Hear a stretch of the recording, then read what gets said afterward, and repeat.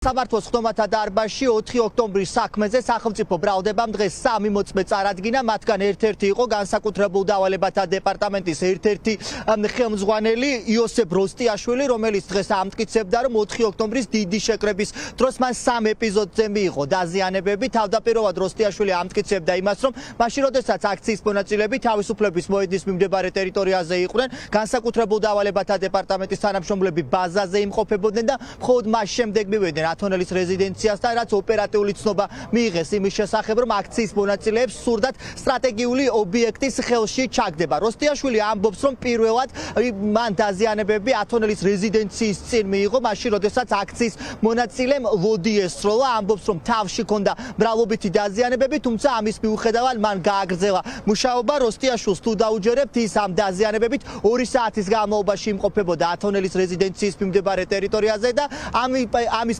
პარალელურად კიდევ 2-ჯერ ექსროლა აქციის მონაწილემ თქვა. სამივე შემთხვევაში განსაკუთრებულ დავალებათა დეპარტამენტის ხელმძღვანელს ქვები თავში მოხვდა. სახელმწიფო უსაფრთხოების სამსახურში და განსაკუთრებულ დავალებათა დეპარტამენტში მუშაობს ამ წუთებში ის სპეცრაზმელი, რომელმაც დღეს ჩვენება მისცა აქციის მონაწილეების წინააღმდეგ, თუმცა აქციის მონაწილე განსაკუთრებულ დავალებათა დეპარტამენტის თანამშრომელი ვერ ამბობს თუ ვინ იყვნენ ის მოქალაქეები, რომლებმაც მის წინააღმდეგ ქვები ისროლეს. ვერც ერთ პირს ვერ დავადებ ხელს. სწორედ ასე შემოიფარგლა სპეცრაზმელი, რომელიც 4 ოქტომბრის აქციაზე მისი მტკიცებით დაშავდა.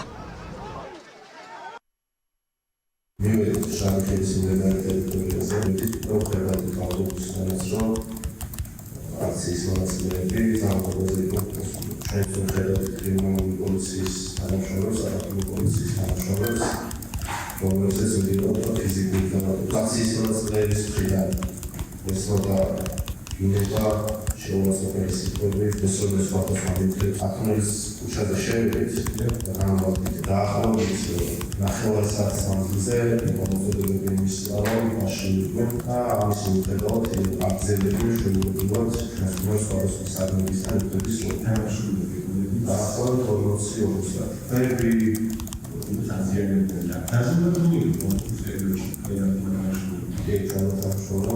ეს პირველად გამოხდა თავისთავად შარადა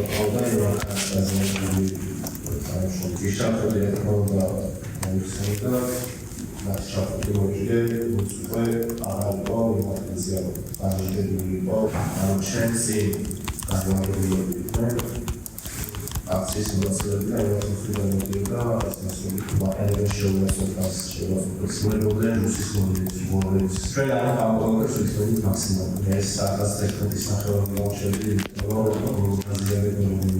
მოხდა დიდი ზონის დაახლოებით საათის ყველაზე დიდი ზონის გამოსადება ძალიან ძლიერი ტიპის შავი შეძლება საქართველოს ფიზიკურად არ შეიძლება გასცემება შესაძლოა.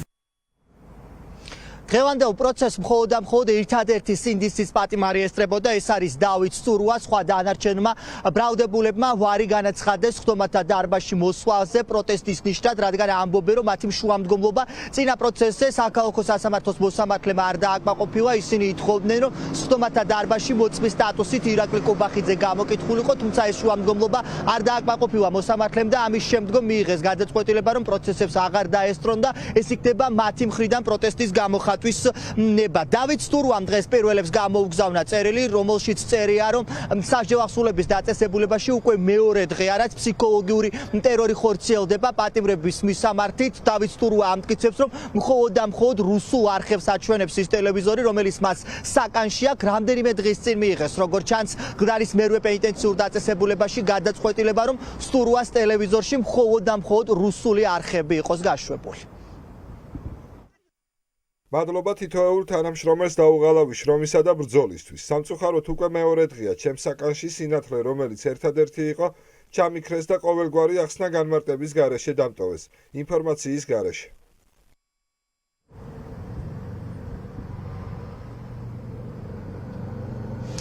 სახელმწიფო ბრალდებამ დღეს კიდევ ერთხელ დაადასტურა ის, რომ იმ შემთხვევაში თუ ბრალდებულები ბრალს აღიარებენ, ასეთ შემთხვევაში უკვე დაიწყება საპროცესო შეთანხმებაზე საუბარი. სახელმწიფო ბრალდება ამბობს, რომ იმ შემთხვევაში თუ ბრალდებულები ბრალს არ აღიარებენ, ასეთ შემთხვევაში უბრალოდ გამორიცხული იქნება საპროცესო შეთანხმებაზე საუბარი.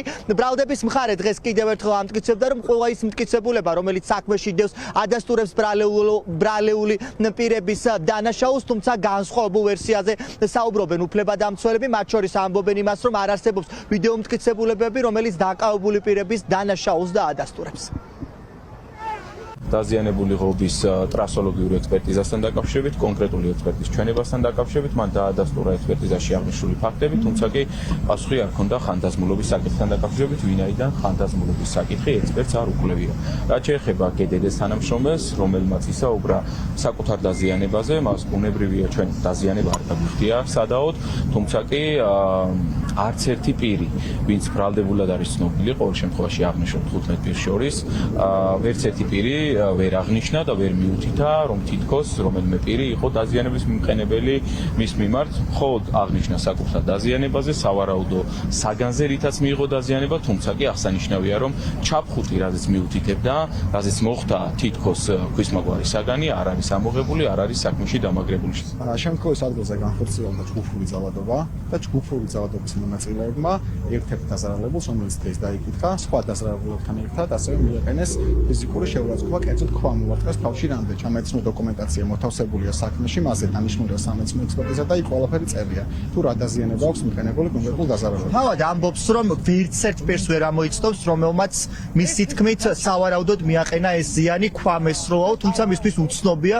თუ რომელიმე პირი იყო თუ არა იმ საქმეში, რომლებიც ამაზე გყავთ დაკავებული 4 ოქტომბრის საქმე. ეს დაზარალებული ვერ ამოიცნობს, თუმცა რა თქმა უნდა ამ საქმეში იქნებიან წარმოდგენილი ასევე სხვა საქმეებში ის დაზარალებულები, რომელსაც უშუალოდ ფიზიკური ზიანი მიიღოთ კონკრეტული ბრალდებულებისგან, რომელიც იდენტიფიცირებულია, დაკავებულია სხვადასხვა სისხლის სამართლის საქმეს. მოცემულ შემთხვევაში თუ კი არ იქნება აღიარება, რომელსაც კანონმდებლობა ითხოვს, ჩვენ ვერ ვისაუბრებთ ვერანაირად საპროცესო შეთანხმების თაობაზე.